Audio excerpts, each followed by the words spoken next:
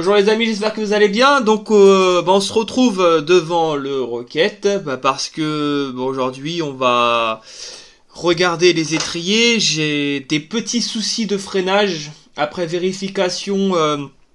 Déjà le disque m'a l'air assez abîmé. Donc on va regarder ça un petit peu en profondeur. On va aussi vérifier l'état des plaquettes. On va faire un petit bilan de tout ça. On va faire le tour du propriétaire pour vérifier comment ça a été monté. Parce que voilà, hein, ça a été monté par un particulier, donc on ne sait pas trop si ça a bien été fait. On va regarder également au niveau du freinage arrière. Donc j'ai les leviers de frein qui ont tendance à rester coincés. Donc ça c'est un petit graissage, un petit nettoyage et un petit coup de WD-40 et ça repart comme l'an 40, il n'y a pas de... C'est le coup de le dire. Hein. Ah, elle est marrante celle-là. Enfin bon bref. Et donc voilà, donc on va faire une petite vérification de tout ça et ça sera bien évidemment après le jingle.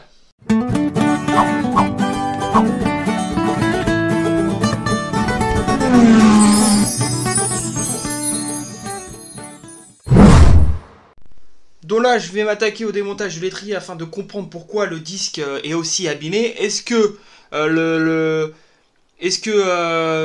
les plaquettes à l'intérieur sont cuites et que la personne a continué à rouler comme ça, ou est-ce qu'elles ont été changées entre temps? Donc pour être sûr, je vais démonter l'étrier et je vais faire une petite vérification.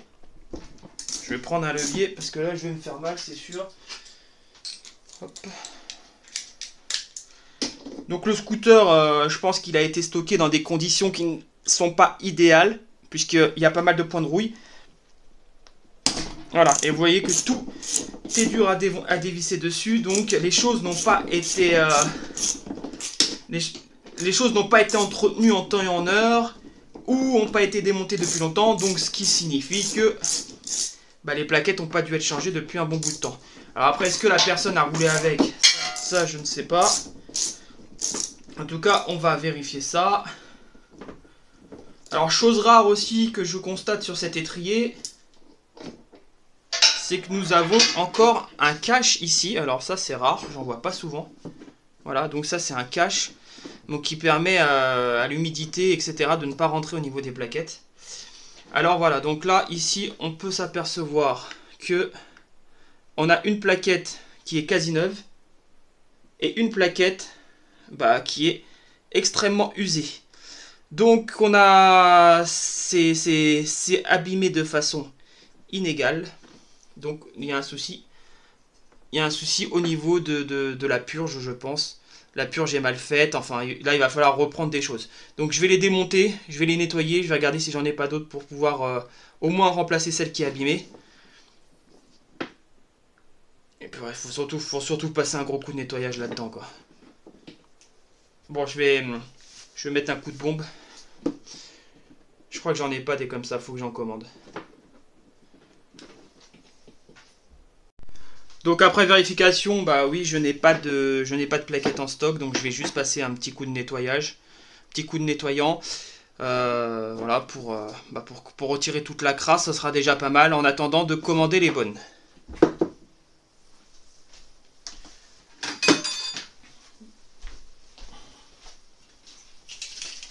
Donc je prends du nettoyant frein, pas besoin de tout démonter, je mets bien ici un chiffon de nettoyage et je pulvérise.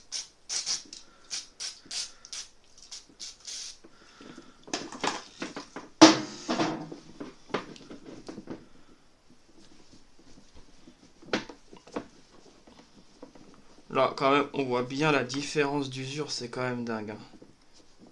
Je sais pas, attendez, je vais bien vous le filmer, vous allez voir.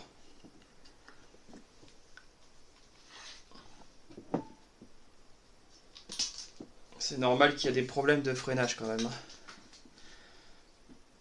Regardez un peu. Regardez la différence entre les deux plaquettes. Là on se rend compte quand même qu'il y a un petit souci. Hein.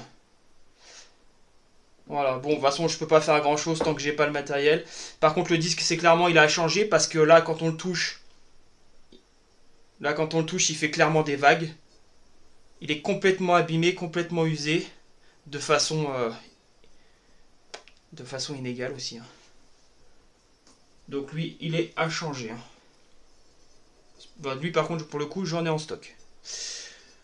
Donc très bien, bon, je vais continuer le nettoyage tranquillement de ça, puis je vais faire le remontage. Donc là on continue dans les surprises, j'entendais un bruit bizarre au niveau du frein arrière, je comprenais pas trop pourquoi. Donc déjà vous voyez l'état du carter, hein. Recommencer ça, il va falloir faire un gros coup de nettoyage. En fait voilà, je me suis rendu compte que ici là, ce qui permet de tenir la plaquette, regardez. Alors, attendez, j'essaie de vous filmer en même temps. Voilà, vous voyez comment il bouge? Alors que de l'autre côté, je me suis dit tiens, le clip de l'autre côté a dû sauter. Alors si on le voit bien, voilà, vous voyez le clip est toujours en place. Mais vous voyez le jeu qu'il y a entre le clip et la tirette, vous voyez le jeu? Donc ça fait un bruit pas possible au niveau des plaquettes, les plaquettes vibrent et ça va pas. Donc en fait ce qui s'est passé, c'est qu'à mon avis, il avait perdu ici le petit bitonio. Ils avaient perdu ça et ils l'ont remplacé par un qui n'appartient pas à l'étrier d'origine. Donc résultat, ça ne va pas du tout. Donc il va falloir le modifier et il va falloir le changer. Il va falloir remettre celui d'origine. Et vous avez vu ici là, ils ont voulu mettre une plaquette, ils ont voulu mettre un disque, mais vous avez vu comment ça passe à ras. C'est assez chaud quand même. Voilà les amis, la vidéo est déjà terminée. Bon, on se retrouve sur la même vue que tout à l'heure, sur la même vue que l'intro. Donc, t'as vu qu'il y a quand même pas mal de choses. Hein. Plus on avance dans la découverte et plus on se rend compte qu'il y a des choses qui ont mal été montées, qui ont mal été utilisées ou qui n'ont pas été entretenues. Résultat, ça fait des frais. Donc là j'ai le disque avant à changer, j'ai les plaquettes avant, j'ai les plaquettes arrière. Donc en gros au niveau du freinage c'est zéro, ça n'a pas été entretenu en vérité. Il y a un déséquilibre de freinage sur l'étrier avant, donc ça faut que j'essaie de comprendre pourquoi. Je sais pas s'il va falloir que je repurge, peut-être qu'il y a des bulles d'air à l'intérieur, c'est ce qui provoque ce déséquilibre, mais je suis pas convaincu, je suis pas vraiment sûr. Pour le moment je ne sais pas vraiment, c'est peut-être aussi un dysfonctionnement des pistons qu'il y a à l'intérieur de l'étrier. Je ne sais pas, il va falloir que je fasse un petit test en démontant l'étrier. Donc c'est un étrier d'une marque que je ne connais pas. Bon, après pourquoi pas le changer, mettre un disque plus gros tant qu'à faire puisque je dois changer le disque, mettre un disque plus gros, changer l'étrier. Pourquoi pas. Pour le moment c'est pas la priorité, voilà il me reste encore le moteur à démonter. Il me reste pas mal de choses à voir avant de m'intéresser à ça. Ça freine, quoi qu'il en soit, ça freine, mais voilà, donc ça abîme relativement bien le disque.